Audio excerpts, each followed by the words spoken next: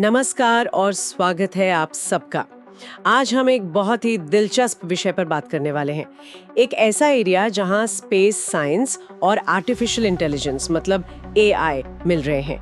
और ये एक ऐसी पहल है जो शायद हमारे अपने तारे सूरज को समझने का तरीका ही बदल दे। हमारे पास जो जानकारी है उसके हिसाब से आज हम आईबीएम और नासा के एक जॉइंट प्रोजेक्ट पर गहराई से बात करेंगे। इसका नाम है सूर्य, एक नया एआई मॉडल।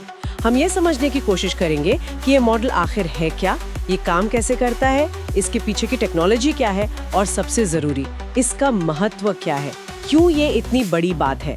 मकसद यही है कि इस तकनीक को और इसके असर को ठीक से समझें। नाम भी देखिए कितना सही है, सूर्य, संस्कृत का शब्द हमारे तारे के लिए। चलिए पता लगाते हैं कि इस नाम के पीछे जो तकनीक है वो कितनी पावरफुल है। तो सबसे पहले यही समझते हैं ये सूर्य मॉडल आखिर है क्या चीज। सोर्सेज बताते हैं कि एक एआई फाउंडेशन मॉडल है।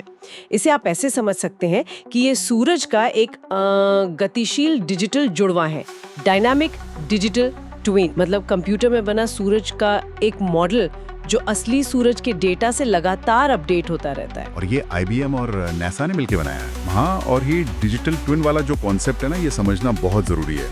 ये सिर्फ सूरज की कोई एक तस्वीर या स्टैटिक मॉडल नहीं है। सोचिए जैसे मान लीजिए किसी प्लेन के इंजन का डिजिटल ट्विन होता है। वो असली इंजन के सेंसर से डेटा लेता रहता है, सीखता है और बताता है कि इंजन कैसा चल रहा है, कब सर्विसिंग चाहिए। बिल्कुल वैसे ही ये सूर्य मॉडल असली सूरज से जो भी डेटा आ रहा है उसके आधार पर लगातार बदलता रहता है, उसकी नकल करता है। पर सूरज वो तो एक बहुत ही विशाल, मतलब उबलता हुआ गैस का गोला है। प्लेन के इंजन से तो कहीं ज्यादा कॉम्प्लेक्स और अनप्रिडिक्टेबल भी। इसका डिजिटल ट्विन बनाना कितना मुश्किल रहा होगा और इसकी जरूरत ही क्यों पड़ी? बिल्कुल सही सवाल पूछा आपने। सूरज बहुत ही ज्यादा कॉम्प्लेक्स है। उसकी सतह पर लगातार कुछ ना कुछ होता रहता है। सोलर फ्लेयर्स निकलती हैं, कोरोनल मास इजेक्शन होते हैं, सनस्पॉट बनते बिगड़ते रहते हैं। और ये चीजें सिर्फ देखने में दिलचस्प नहीं है, इनका सीधा असर हमारी पृथ्वी पर पड़ता है।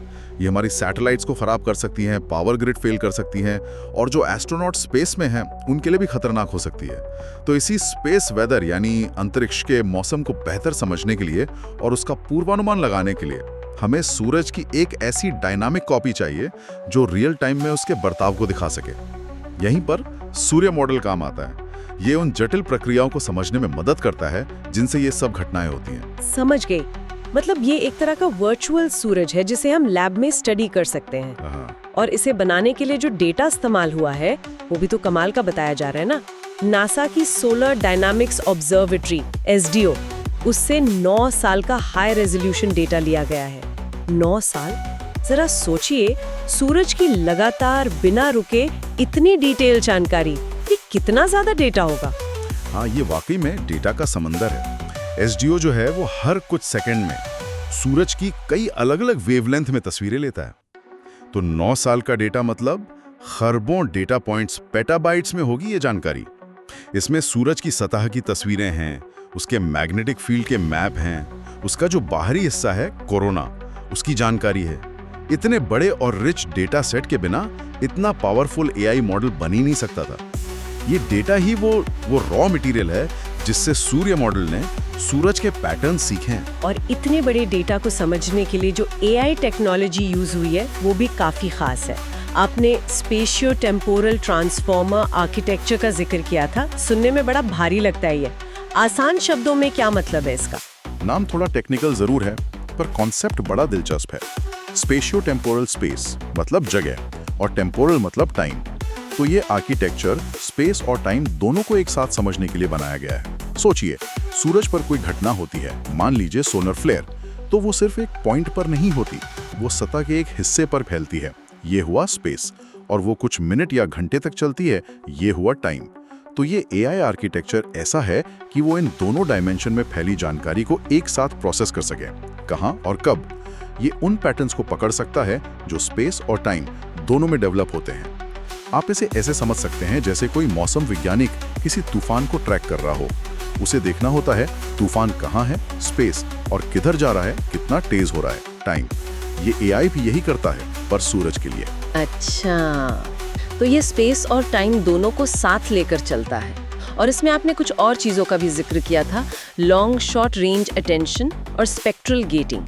ये क्या चीज़ें हैं, ये कैसे मदद करती हैं? हाँ, ये इसी आर्किटेक्चर की कुछ और बारीकियां हैं जो इसे ज्यादा पावरफुल बनाती हैं।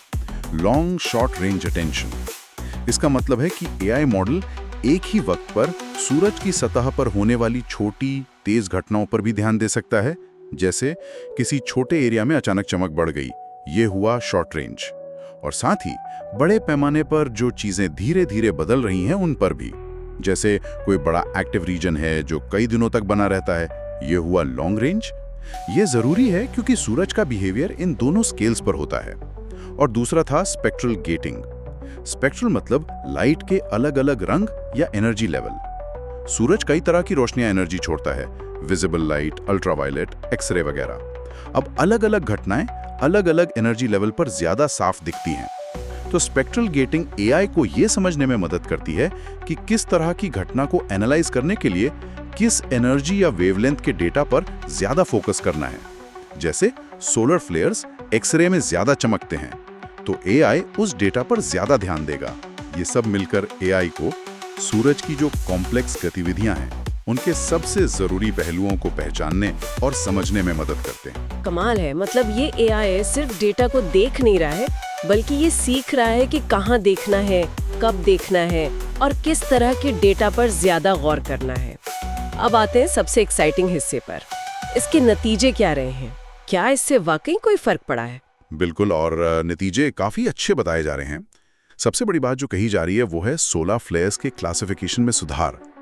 सोर्सेज के मुताबिक सूर्य मॉडल ने मौजूदा तरीकों की तुलना में फ्लेयर्स का साइज और इंटेंसिटी बताने में सटीकता को करीब 16% तक बेहतर किया है। 16%? सुनने में शायद बहुत ज्यादा ना लगे। और क्या इसका असली मतलब ये है कि हम उन फ्लेयर्स का भी अंदाजा लगा पा रहे हैं जिन्हें पहले पकड़ना मुश्किल था, या फिर ज्यादा सटीकता से बता पा रहे हैं कि कौन सी फ्लेयर ज्यादा खतरनाक हो सकती हैं? हाँ, दोनों ही बातें कह सकते हैं। इस फील्ड में 16% का सुधार काफी मायने रखता है।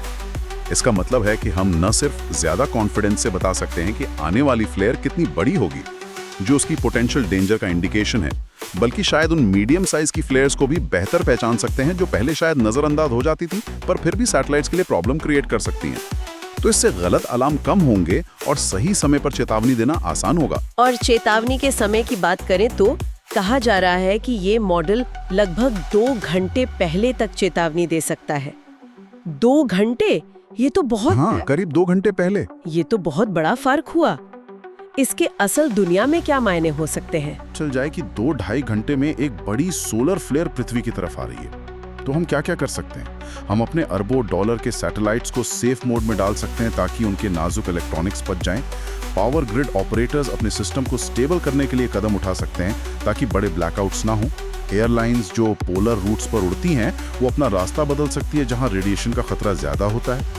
और सबसे जरूरी, जो एस्ट्रोनॉट्स इंटरनेशनल स्पेस स्टेशन पर हैं उन्हें सुरक्षित जगहों पर जाने का वक्त मिल सकता है। तो ये 2 घंटे सिर्फ कोई आंकड़ा नहीं है, ये असल दुनिया में सेफ्टी और बचाव का वक्त है। वाकई ये तो सीधा हमारी टेक्नोलॉजी और सेफ्टी से जुड़ा मामला है। पर क्या ये मॉडल सिर्फ सोलर फ्लेयर्स पर ही फोकस करता है या इसकी काबिलियत और भी है? नहीं, ये इससे कहीं ज्यादा है।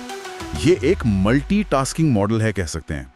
सोलर फ्लेयर्स के अलावा ये कई और जरूरी चीजों का भी पूर्वानुमान लगा सकता है, जैसे सोलर विंड की स्पीड, सूरज से जो लगातार चार्ज्ड पार्टिकल्स निकलते हैं उनकी धारा।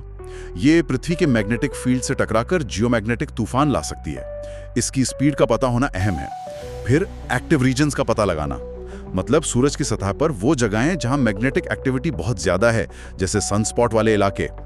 यहीं से अक्सर बड़ी घटनाएं शुरू होती हैं। स्पेक्ट्रल इरेडियंस का पूर्वानुमान लगाना, यानी सूरज से आने वाली अलग अलग तरह की एनर्जी जैसे यूवी रेडिएशन, उसकी मात्रा का अनुमान लगाना। ये पृथ्वी के ऊपरी वायुमंडल और क्लाइमेट को असर करती है।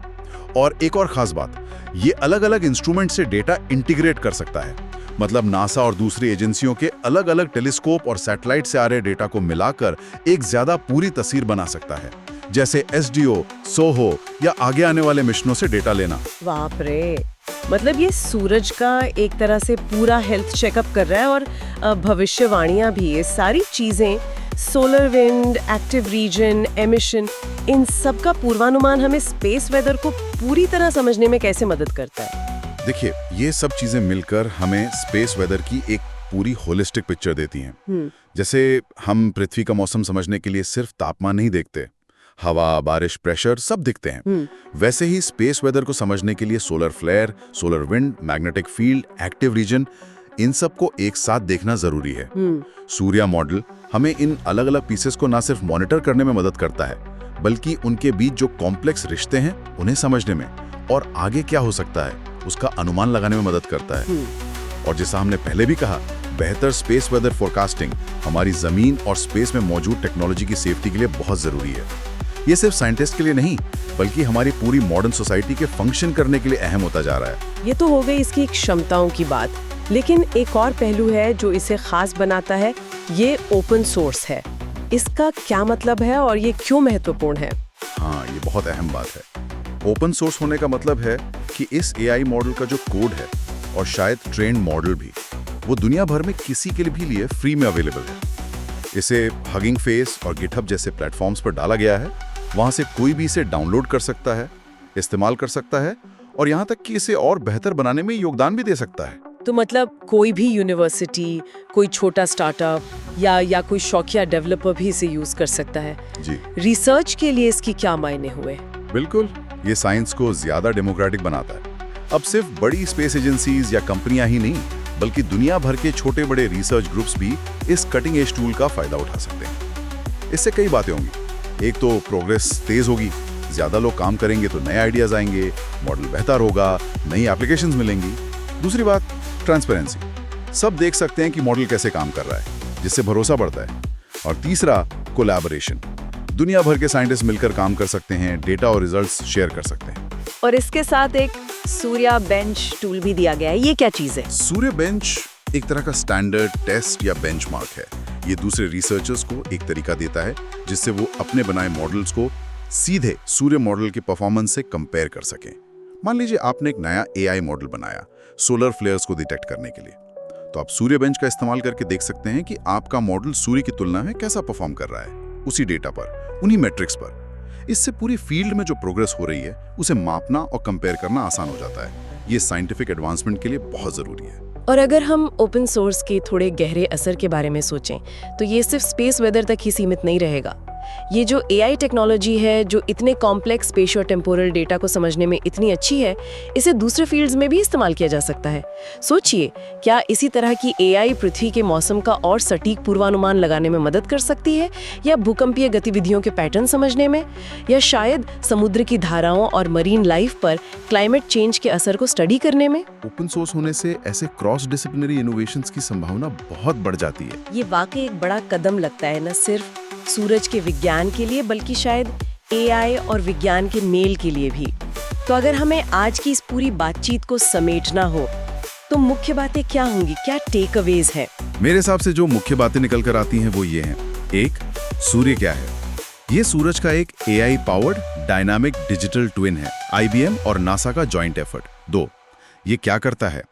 ये solar flares, solar wind, active regions जैसी जरूरी सोलर घटनाओं का पूर्वानुमान लगाता है, वो भी पहले से ज्यादा सटीकता और ज्यादा लीड टाइम के साथ। 3, ये कैसे काम करता है? ये एक advanced spatio temporal transformer AI architecture use करता है और इसे ट्रेन किया गया है नासा के एसडीओ से मिले 9 साल के विशाल हाई रेजोल्यूशन डेटा पर। 4, ये क्यों मायने रखता है? ये हमें स्पेस वेदर को बेहतर ढंग से समझने और फोरकास्ट करने में मदद करता है, जिससे हमारी टेक्नोलॉजी सुरक्षित रहती है, जमीन पर भी और स्पेस में भी। और साथ ही इसका ओपन सोर्स होना दुनिया भर में साइंटिफिक कोलैबोरेशन और इनोवेशन को बढ़ावा देता है। बहुत बढ़िया। यानी संक्षेप में कहें तो ये एआई का इस्तेमाल करके हमारे अपने तारे को, सूरज को एक अभूतपूर्व तरीके से समझने की कोशिश है, और सिर्फ समझना ही नहीं, बल्कि उसके भविष्य के बर्ताव का अनुमान लगाने की भी। ये सिर्फ डेटा एनालिसिस नहीं, ये एक तरह से सूरज की भाषा सीखने जैसा है। बिल्कुल। और यहाँ एक सोचने वाली बात और है जो हमें भविष्य की तरफ ले जाती है। सूर्य मॉडल ने सूरज के 9 साल के इतिहास से सीखा है। अब एस्ट्रोनॉमिकल स्केल पर देखें तो 9 साल बहुत लंबा समय नहीं है। सूरज का अपना एक्टिविटी साइकिल ही करीब 11 साल का होता है। लेकिन एआई के लिए ये डेटा का खजाना है। अब सवाल ये उठता है कि क्या ये AI मॉडल इस 9 साल के डेटा में इंसानी एनालिस्ट की तुलना में कुछ ऐसे बारीक पैटर्न्स, ऐसे लॉन्ग टर्म ट्रेंड्स या सोलर साइकिल्स की ऐसी बारीकियां पकड़ सकता है जिन्हें हम अब तक देख नहीं पाए। मतलब क्या ये AI हमें सूरज के बारे में कुछ ऐसा बता सकता है जो हमारे अभी के ज्ञान से परे हो? संभावना तो है। AI की खासियत ही यही है कि वो बहुत बड़े डेटा में ऐसे कॉम्प्लेक्स रिश्ते ढूंढ सकता है जो इंसानी नजर से छूट जाते हैं। हो सकता है सूर्य मॉडल हमें सोलर एक्टिविटी के ऐसे ड्राइवर्स या साइकिल्स की तरफ इशारा करे जिनके बारे में हमने सोचा भी ना हो। ये हमें सूरज के किन नए रहस्यों की तरफ ले जा सकता है, किन नई खोजों का रास्ता खोल सकता है, ये देखना आगे चलकर बहुत दिलचस्प होगा। इसी दिलचस्प सवाल और भविष्य की इन संभावनाओं के साथ आज की ये गहन पड़ताल यहीं समाप्त करते हैं। उम्मीद है आपको सूर्य और AI के इस अनोखे संगम के बारे में जानकर अच्छा लगा होगा।